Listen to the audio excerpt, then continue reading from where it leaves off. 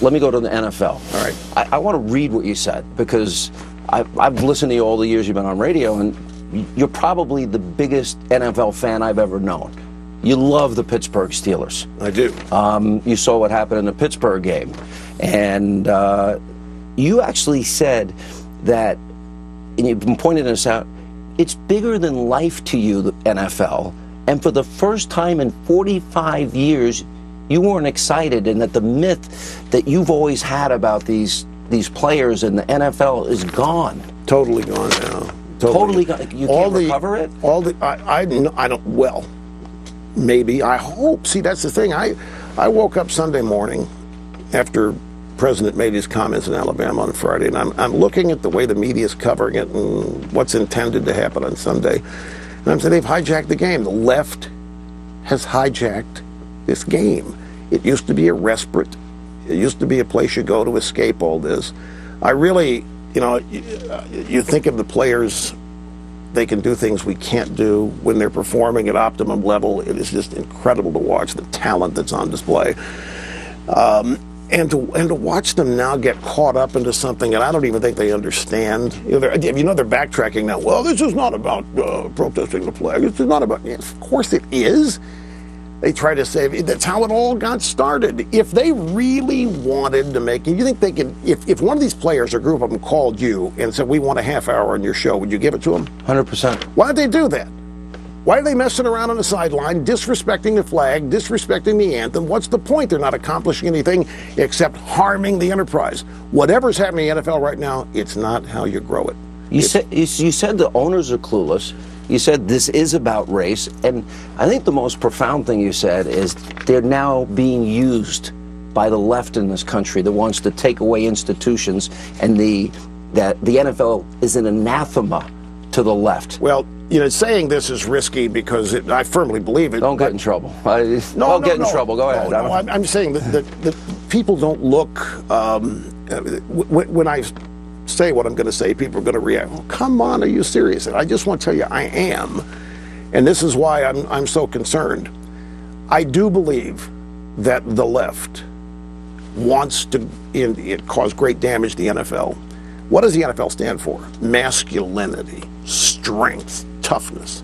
So what are they doing to it? You go to college campuses now and you'll find classes on how to take masculinity out of men. It's actually happening. There are studies and courses in college to do this. It's patriotic. You've got the flag, you've got the anthem, you've got uniformed military personnel. All the things that the left wants to erase from this country. They don't like displays of patriotism, strength, rugged individualism. And that's why I think the players are being used here. They think it's about police brutality. They think it's about righting social wrongs and so forth. This is an attack on the NFL as an institution for shaking it down and lowering its profile and impact on American culture. In the midst of a culture war, everybody knows it. The left is doing everything it can to erase elements of our country's founding, the traditions and institutions, and they don't stop.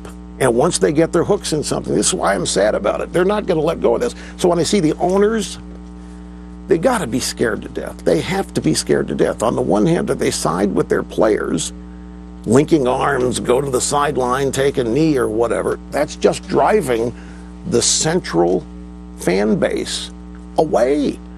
I almost think that is part of the strategy. If you did want to damage the NFL, what would you do?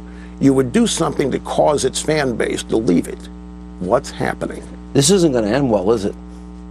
No. Well, I hope it does. See, I love this so much that I live in constant optimism. This can be overcome, and we can get back to it. But the problem is, Sean, everybody in management, everybody in corporate America is under the false impression that this is a leftist liberal country. It isn't.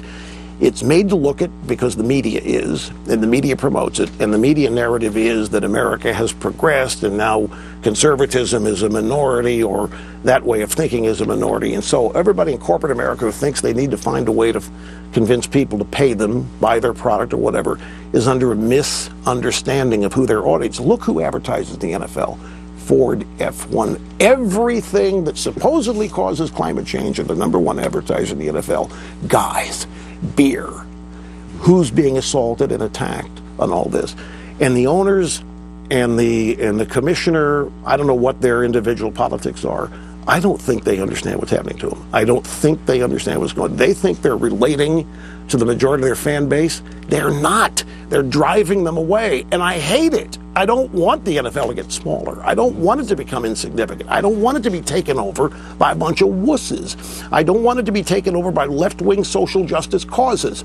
You know, use something besides the NFL sideline. Use something besides a flag. Use something besides something that people use to escape everything leftists trying to force on us. I'll give them hours on my show. Not an hour. Hours. Let's see if they take you up on it. Seriously, tell me what you care about. Have a big debate. I'll do hour-long debates. You know what you're going to find? What? This is going to, I think, Sean, that a lot of, I don't know what the percentages are, a lot of these players really believe hands up, don't shoot. They really believe. Never happened. It didn't happen, but the media says it did. Yeah.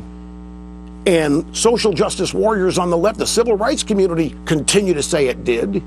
You can't blame them if that's the only media they trust, if that's the only media they watch. There's that aspect of it.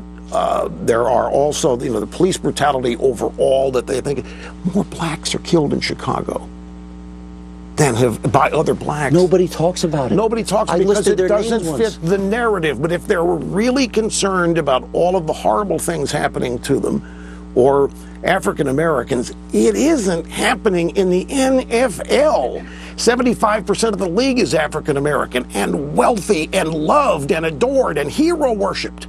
And yet it makes no sense. And it saddens me. I loved it. I didn't watch football Sunday. I couldn't. I watched college football. Well, I'm not a big fan of that either because of cheap uniforms. I didn't go to college. I don't have an album. They do look not as flashy. Ouch. I can't. I told Lou Holtz that. Yeah. He was coaching South Carolina. He understood what I meant, so we're cool. But really, I'm going to be playing golf on Sundays now. It's just not, Sean, it's not the same.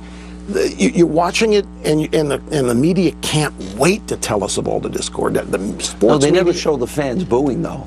No, they'll show that. you the players dissing the flag. All over. All right, we're just getting started. We will have part 2 of our interview with Rush, exclusive tomorrow. But when we come back, Newt Gingrich will weigh in on Congress, the NFL, and much more.